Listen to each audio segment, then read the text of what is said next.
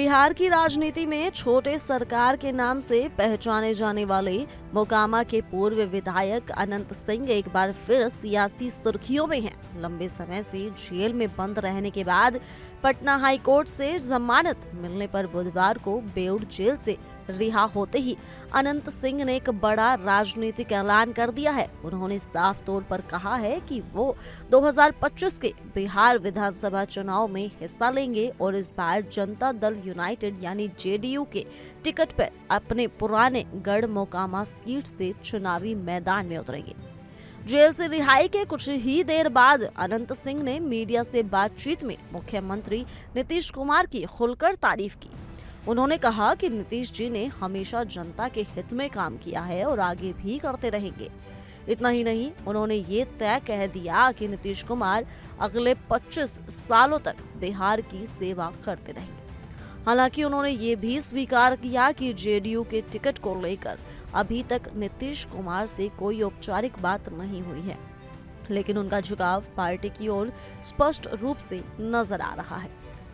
वहीं मोकामा में मजबूत पकड़ और समर्थकों में उत्साह भी देखने को मिल रहा है। अनंत सिंह का मोकामा विधानसभा क्षेत्र में एक समय बेमिसाल दबदबा रहा है।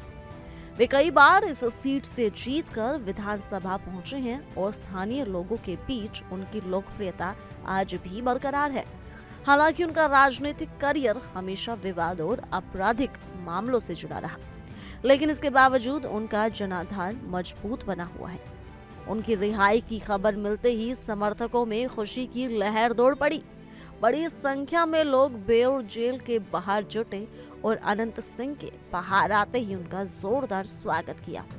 अब जब उन्होंने आगामी चुनाव लड़ने की घोषणा कर दी है तो ये तय माना जा रहा है कि मोकामा की राजनीति में नए समीकरण बनेंगे।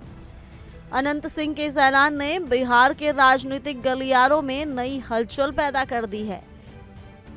एक और जहां उनकी वापसी से जेडीयू को मोकामा जैसे क्षेत्र में मजबूती मिल सकती है, वहीं दूसरी ओर ये देखने वाली बात होगी कि क्या पार्टी उन्हें आधिकारिक तौर पर टिकट देती है या नहीं। विपक्षी दल भी इस घटनाक्रम को करीब से देख रहे हैं, क्योंकि अनंत सिंह जैसे प्रभावशाली चेहरे की वापसी विधानसभा चुनाव की दिशा और दशा बदल सकती है।